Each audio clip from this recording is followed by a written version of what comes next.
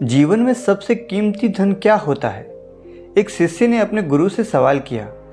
उन्होंने उसका उत्तर देते हुए जवाब दिया कि चाहे मेरे पास पैसा हो या नहीं, चाहे मेरे पास रहने के लिए छत हो या ना हो, चाहे मेरे पास कोई सुख सुविधा हो या ना हो, लेकिन अगर मेरा शरीर स्वस्थ है तो मैं दुनिया का सबसे धनवान आदमी हूँ। शिष्य ने पूछा कि गुरुदेव, आपकी उम्र 100 साल को पार कर चुकी है और फिर भी आप इतने स्वस्थ हैं। आपकी बुद्धि बड़ी तीव्र है और आपका चेहरा भी सूर्य की तरह चमकता रहता है और वही आपके बदन से चंदन की सी खुशबू आती है। शिष्य ने कहना जारी रखा। वह कहता है, गुरुदेव, मेरे मन में बहुत बार ये ख्याल आया कि मैं आपसे इसका रहस्य जानूं, लेकिन संकोच के मारे मैं आपसे कभी पूछ ही नहीं पाता हूँ। कृपया करके आज मुझे वह साधारण से नियम बताने की कृपा करें जिससे मैं भी आपकी तरह स्वस्थ और निरोगी रह सकूं। अगर नियम आसान होंगे गुरुदेव, तो इसका अनुसरण मेरे माता पिता भी कर पाएंगे, क्योंकि वह भी अब बूढ़े हो चुके हैं और वो जटिल प्रक्रिया को नहीं अपना पाएंगे। तो कृपया करके साधारण तरीके बताना ताकि कोई भी आदमी उन नियमों का पालन कर सके, कोई भी गृहस्थ आदमी उन नियमों का पालन कर सके। गुरुदेव ने कहना आरंभ किया। सबसे पहले उन्होंने बताया कि सबसे पहले तुम्हें पाचन तंत्र की क्रिया को समझना होगा। जो भी आयुर्वेद का विद्वान होता है वह यह जानता है कि अगर आपका पाचन तंत्र लगातार भोजन पचाने में लगा हुआ है तो स्वाभाविक है कि ऊर्जा की खास मात्रा आपके भोजन को पचा रही है। इसी कारण ज़्यादा भोजन करने के बावजूद आपका दिमाग और आपका शरीर अपने बेहतरीन स्तर पर काम नहीं कर पाता। तुमने देखा होगा कि भोजन करने के बाद जब पाचन क्रिया शुरू होती है तो हर जानवर नीचे बैठ जाता है, क्योंकि दूसरी चीज़ों के लिए पर्याप्त ऊर्जा नहीं बचती है। चाहे वह मांसाहारी जानवर हो या शाकाहारी, हर जानवर खाने के बाद नीचे बैठ जाता है और यह इंसानों के लिए भी एक प्राकृतिक ज़रूरत है। खाने के बाद वह बैठ जाना चाहता है, क्योंकि दूसरी चीज़ों के लिए पर्याप्त ऊर्जा नहीं होती। अगर आप अपनी पूरी क्षमता का इस्तेमाल करना चाहते हैं तो आप अपने शरीर को ऐसा बनाकर रखिए कि अब जो भी खाए, कुछ भी खाए, तो 1.5 से 2 घंटे के अंदर आपका पेट खाली हो जाना चाहिए। पेट खाली होने का मतलब है पेट की थैली का खाली होना, यानी कि जब भोजन आपके दूसरे भागों में चला जाता है तब पेट खाली हो जाता है, क्योंकि आत्म प्रक्रिया बिल्कुल अलग होती है। आंतों द्वारा इस कार्य को करने में ज़्यादा ऊर्जा नहीं लगती है, ऊर्जा लगती है पाचन क्रिया में। खाना पेट की थैली में मौजूद हो तो बेहतर है कि आप अपनी गतिविधियों को कम कर लें। अगर सोचिए, सारा दिन आपके पेट में खाना मौजूद रहेगा तो आप अपने जीवन की पूरी क्षमता कम कर लेंगे। आप खुद देखोगे, जब आपके पेट में खाना मौजूद होता है तब शरीर कैसा महसूस करता है, और जब पेट खाली होता है तब शरीर कैसा महसूस करता है। आप खुद पाएंगे कि आपका शरीर और आपका दिमाग तब बेहतरीन रूप से काम करता है जब आपका पेट खाली होता है। इसका एक पहलू और है, लेकिन हम सब जानते हैं कि हमारा शरीर हर समय नई कोशिकाएं बनाता रहता है और पुरानी कोशिकाओं को खत्म करता रहता है, जिससे हमारे शरीर का शुद्धिकरण होता रहता है। लेकिन जब भोजन हमारे पेट में होता है, यानी कि हमारा पेट जब खाली नहीं होता है, तो यह शुद्धिकरण 80% कम हो जाता है।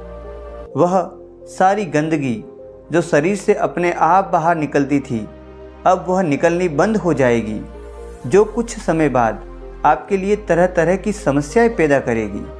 देखिए, योग में पेट का साफ रहना बहुत ही महत्व होता है। किसी भी पारंपरिक प्रणाली में अगर आप देखेंगे तो पाएंगे, जब भी आप किसी आयुर्वेदिक डॉक्टर या किसी वैद्य के पास जाते हैं तो सबसे पहले वह आपके पेट की सफाई करते हैं, क्योंकि वही जानते हैं कि आपकी ज़्यादातर प्रॉब्लम पेट साफ ना होने की वजह से ही है। सिर्फ एक दिन के लिए अपने पेट को पूरी तरह से साफ करने के बाद महसूस करें कि आपको कैसा महसूस होता है। आप अपने अंदर बहुत हल्का और सुंदर महसूस करेंगे। हर दिन आपको इसी तरह महसूस होना चाहिए। आमतौर पर पारंपरिक रूप से घी को सबसे पहले निवाले के रूप में खाया जाता है। घी एक चिकनाई वाला पदार्थ है जो आपकी आहार नली को चिकनाई देता है।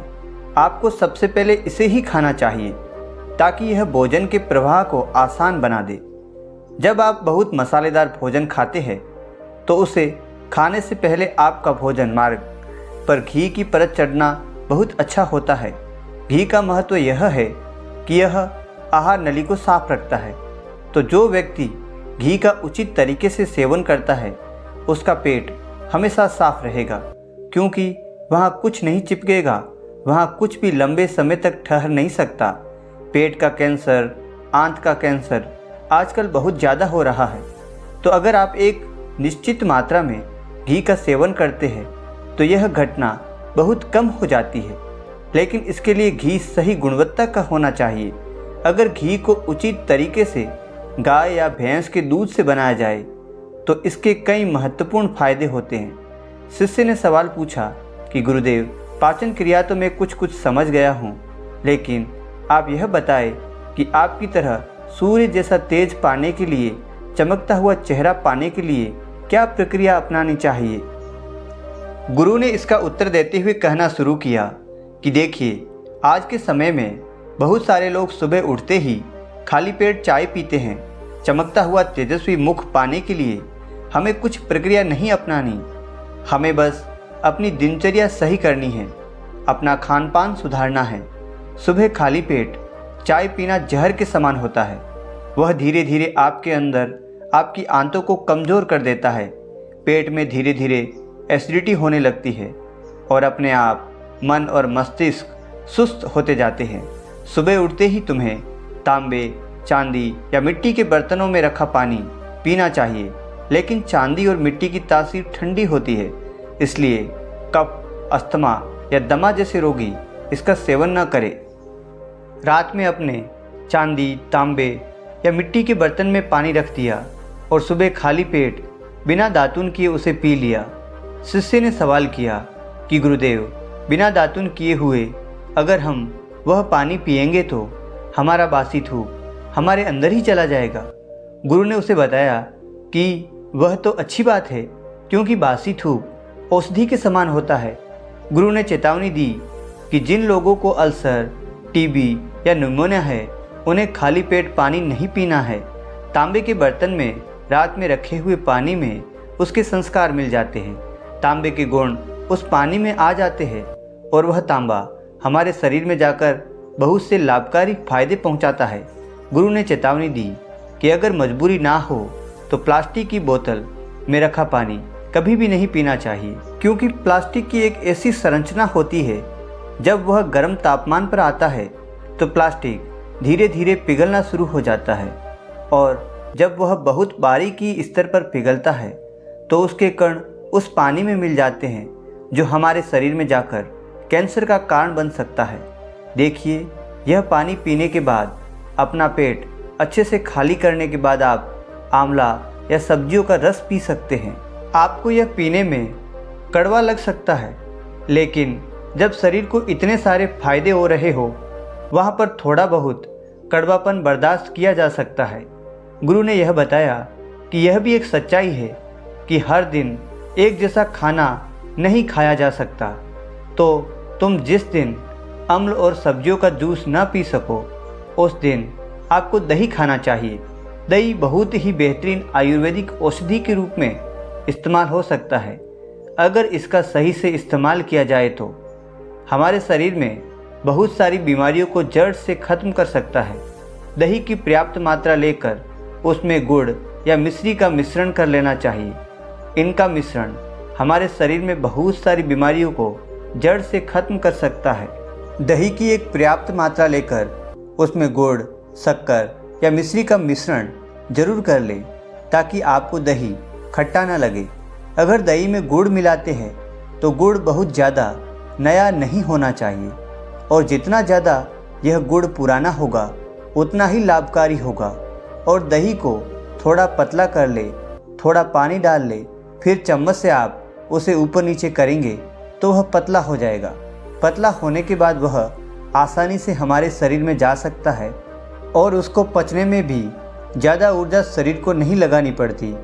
आयुर्वेद के गणित के हिसाब से अगर आप सुबह इन प्रक्रिया का पालन करते हैं तो आपके चेहरे का तेज और ओज बढ़ने लगेगा, उस पर चमक आने लगेगी, आप तेजस्वी नजर आओगे। जल्द ही लोग आपको बोलना शुरू कर देंगे कि आपकी उम्र इतनी ज़्यादा हो गई है, लेकिन आप लगते नहीं हो। इतनी उम्र के सन्यासियों, ऋषियों, मुनियों जैसा ओज पाने के लिए ध्यान और आयुर्वेद के नियम के हिसाब से खान पान, यह 2 चीज़ें सबसे ज़्यादा ज़रूरी होती है। अगर गृहस्थ आदमी भी इन नियमों का पालन करता है तो वह भी सन्यासियों जैसा ओज और तेजस्वी हो सकता है। शिष्य ने गुरुदेव से कहा, गुरुदेव, मुझे ये दोनों नियम अच्छे से अब समझ में आ गए हैं। आपका पहला नियम है अपने पेट को खाली रखो तो हर बीमारी से मुक्त रहोगे, और दूसरा नियम है अगर हम अपने चेहरे पर ओज और तेज प्रकट करना चाहते हैं तो बस हमें अपने खान पान और व्यवहार पर ध्यान देना बहुत ज़रूरी है। उसने अपने गुरुदेव को प्रणाम किया और वहाँ से अपने रास्ते के लिए निकल गया।